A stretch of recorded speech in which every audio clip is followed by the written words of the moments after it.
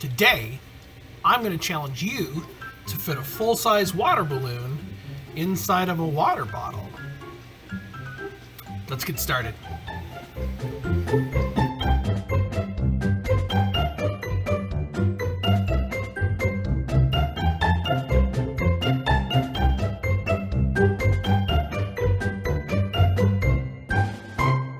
Hey everybody, welcome back. So today, I want to challenge you to take a regular sized water bottle and a full-size water balloon and somehow put them together. I want to know if you can take a full-size water balloon and manage to get it in there. So before I show you how this is done, and yes, as we've been studying air pressure, that's your hint, doing this takes air pressure. I need you to go ahead, pause the video, and see if you can take, regular balloon, fill it with water, regular size water bottle. How can you turn this into this full of water? Pause the video, try it out for yourselves, try lots of different things, whatever you can, and we will come back together and I will show you the secret on how we use air pressure to fit a water balloon inside a water bottle.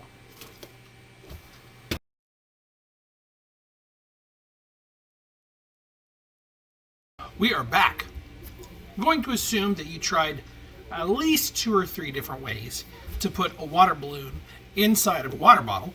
You probably were not successful. Even knowing that the secret is that we need to use air pressure to get this done, it's still a very, very difficult task. Before we begin, let's talk about what we're going to need today. Well, we're going to need an empty water bottle. We're going to need a little bit of water. We're going to need a balloon. And then we're also going to need something sharp and pokey. You could use something like this. This is just a little punch. It's a pick that I use for some of the 3D printer stuff. If you've got one laying around, you could use a utility knife. They're nice and sharp. Make sure an adult uses something like that. You can even just use a pair of scissors. Just needs to be sharp enough to cut a balloon or plastic, something like this. So let's talk about what I've done to fit a water balloon inside of a water bottle. As you can see, I've just got a little spill-proof tray. It's actually just the lid from one of my big totes. That way if I actually spill water and accidentally pop my water balloon, I'm good to go and I won't get it all over my work desk. So, just for demonstration purposes, I'm going to use this little tiny balloon. It is filled with water, but I didn't want to make a big balloon yet. So the first thing that I tried, hopefully the first thing that some of you guys tried is, well, I'm just going to take my water balloon and, they're stretchy. Maybe I can stretch it out somehow and just jam it down in the hole. You probably found out that is easier said than done. Even if I put it in upside down, as soon as I start to try and push something in there with it, my finger takes up all that room. And, even if I squeeze all the water in, as soon as I let go, all the water comes back out. So that's not going to work. Why won't that work? Even if I have really, really small hands, and even if I take all that water and squeeze it down into the bottle so I've just got a little bit of water left, I should let it go and the balloon should just fall right in, right? Well, no. Again, air pressure. Think about it. There's a certain amount of air in here, and it can only squeeze, it can only collapse so much before we start to run into problems.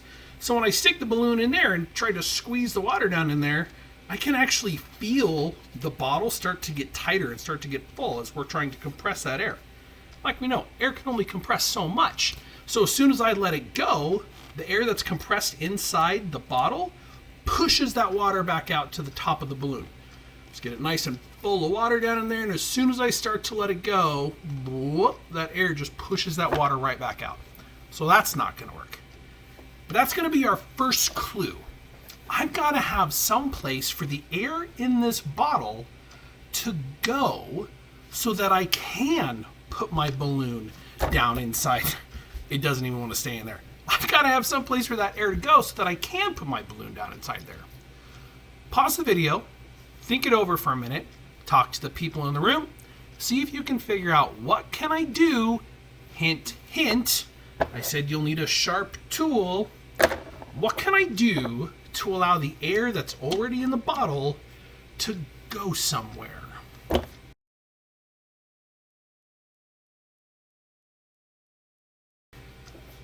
Hopefully you've talked this over with the people in the house. Two different theories that my own children came up with when they did this. They said, well, Dad, maybe one way is to take the bottle, squeeze some of the air out, and then try to put the balloon in there and squeeze all the water in there. And then, oh, look, when I squeeze the water, it pushes the bottle back open. And then maybe if I'm really careful, I can manage to squish the rest of that in there. And you know what? That's a great idea. That will work with a little tiny water balloon like this. But as soon as I try to move up to a full-size water balloon, that theory kind of falls apart because the balloon only stretches so much before it pops. And I really run into difficulty trying to do it that way. So the other theory, pop my balloon back out, the other theory, and what's worked for me in the past, is not trying to get rid of the air, but allowing the air to travel somewhere. So what I'm going to do is I'm going to take my water bottle and my sharp instrument, and down here on the bottom, where it's a little bit stronger and where it's nice and flat, I'm actually going to poke a hole. Why do you think I would do that? Well, by poking that hole, which I'm going to try and do right now. Oh, there we go. Poke that right in there with my sharp hole. Why was I blowing in the bottle? Well, that's to try and give some pressure on the back side of that while I poked it in so the bottle didn't just collapse. But I poked that hole in there, so now when I blow into the bottle, when I try and add pressure, watch what happens to this hole right here. Well, don't watch, but you can hear it. I mean, that air suddenly has some place that it can escape. So now if I'm going to take my little balloon and stick it in there and try and squeeze all the water in there, well, the air that is trapped in here, when there's too much pressure, it can just boop and just zip on out. And that is going to be a huge clue for when you move up to try a full-size water balloon. So, two clues. Poking a hole seems to work really, really well. It relieves that extra air pressure. But now I still have the problem of how this ain't going to work. This is just too big of a balloon to stuff through, even little piece by piece. I mean, it's just not going to happen. So go ahead, pause the video again, see if you can come up with an idea of how do I take this bottle that now has a little hole in it, this empty balloon, and some of this water, and put them together so that they look like this. Pause that video, try it out for yourself.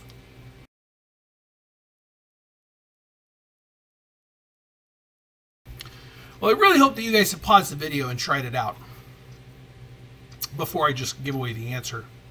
But in the interest of keeping this video shorter than some of the other ones, we're going to go ahead and move directly on how do I get this done right now. So, what do we have so far? Well, we found that if I try and shove a water balloon down inside the hole, problem number one, water balloon's too big, hole's too small.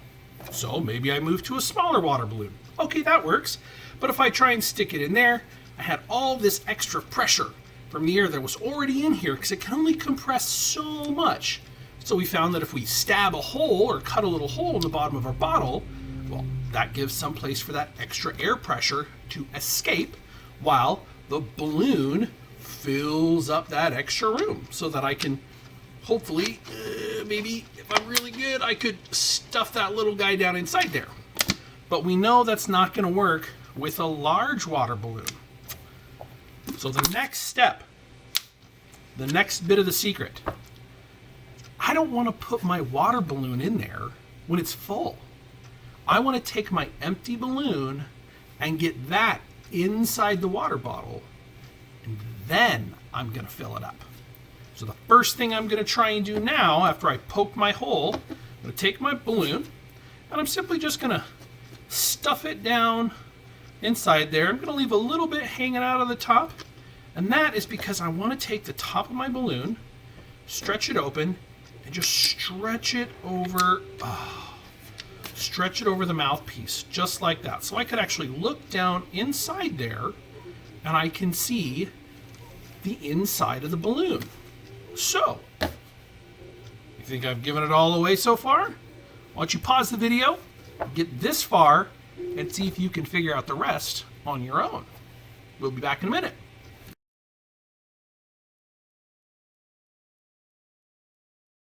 What have we done so far?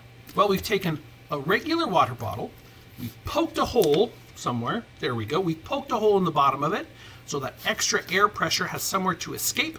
Taken our empty balloon, stuck it down inside the water bottle, taken that top, the mouth of the balloon, and stretched it up and over. So I'm going to guess that most of you, or at least some of you, said, oh, well, this is perfect. Now all I got to do is take the balloon and I can just pour in the water. Did that work? Well, for those of you that didn't try that, let's try that now. You're about to find out why I have this extra little layer of protection from water down. So I've got it up, I've got the hole, extra water or extra air pressure can escape. Let's see what's going to happen. I slowly pour that in there, and well, the balloon's filling up. Ooh, it's filling up nicely. Uh-oh. Well, wait a minute. Well, I thought I'd just be able to fill up this water balloon, but what's happening? Well, that extra water is just running over the side. Well, that's not getting me anywhere. So what's the problem? Why can't I just take water and just dump it straight inside that balloon and have it fill the water balloon? Why does the extra spill out the top? Yeah, you guessed it. Air pressure. This bottle is already full. And remember how we talked about air pressure doesn't just push from the top, it pushes from all around? Well, all the air that's in here and all the air that's trying to get into that hole from the outside is pushing up on the balloon that's already in there. It doesn't want to let the balloon expand. Well, so now I'm at my other problem. How do I get the balloon to expand so I can get water in there? See if you can come up with a solution. We'll be right back.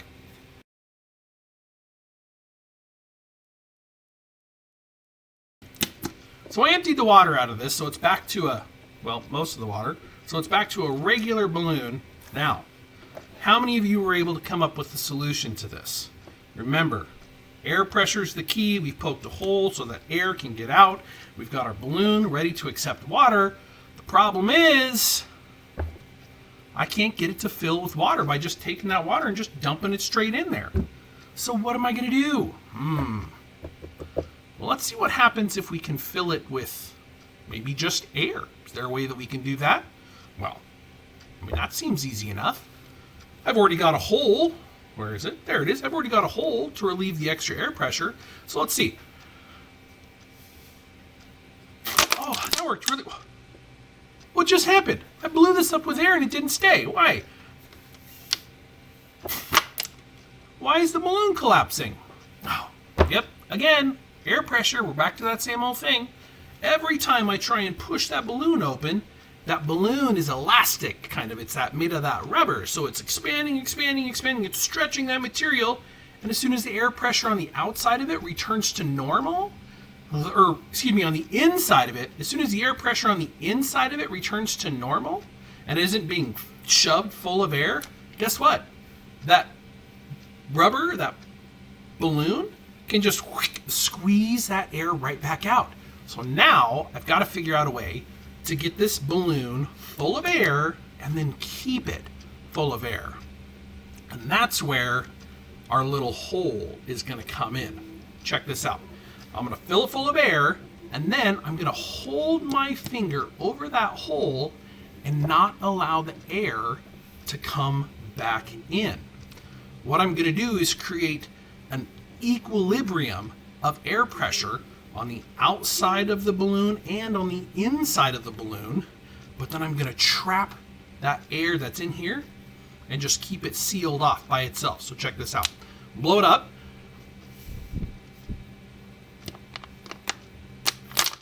And then when we put our... Wow, this bottle is junk.